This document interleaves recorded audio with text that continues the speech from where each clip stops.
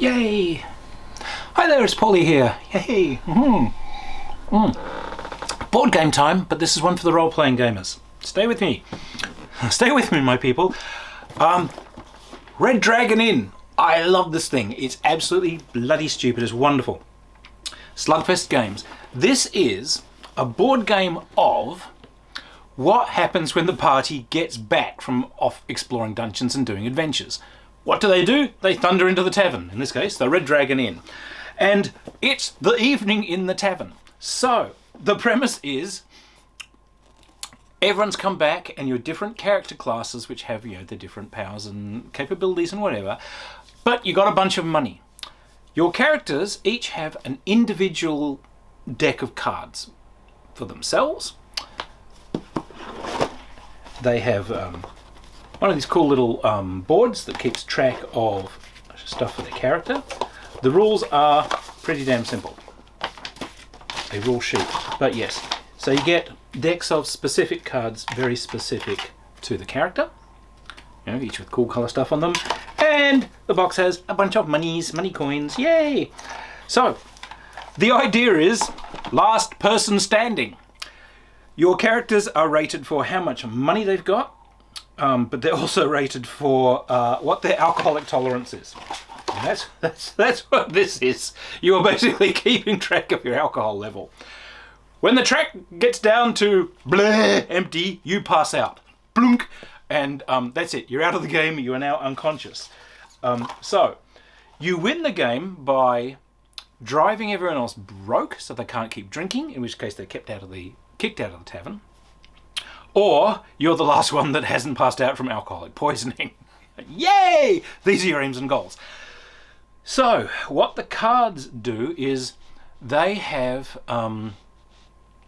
specific kind of moves for your characters. You'll have a hand of cards. When it's your turn, you sort of pick up some cards and whatever, and you play different drinks. And you can play those drinks on people, which they then have to kind of drink the things, and when you take a drink and have to drink it, it'll lower your alcoholic tolerance. But they have counter cards that they can play. They can pass these drinks on. Other people can leap in and play cards that kind of add to things. So you can say, but it comes with a whiskey chaser or whatever. People who've got characters that have familiars and so on, the familiars are running around doing rotten little things. The really kind of tough guy characters can obviously take more alcohol than other people. The ones who've got magic are using magic not for defeating mighty dragons and slaying liches. No, they're using it to try and sort of somehow cheat in this whole thing of getting everyone else drunk. You sometimes break out into gambling. Gambling sessions come out where it goes into a little sub-game where money is exchanged back and forth. And it's just simple fun. This isn't a high tactical game. This is a brilliant beer and pretzels game. It's a great one you can just sit down with friends and just do. But that whole idea, if you come back from the dungeon, is great. There are a ton of supplements for this. So it's like, here is this is the basic game right here. Whee! But there's box after box after box, which obsessives like me keep buying, and they are just full of cool new character classes.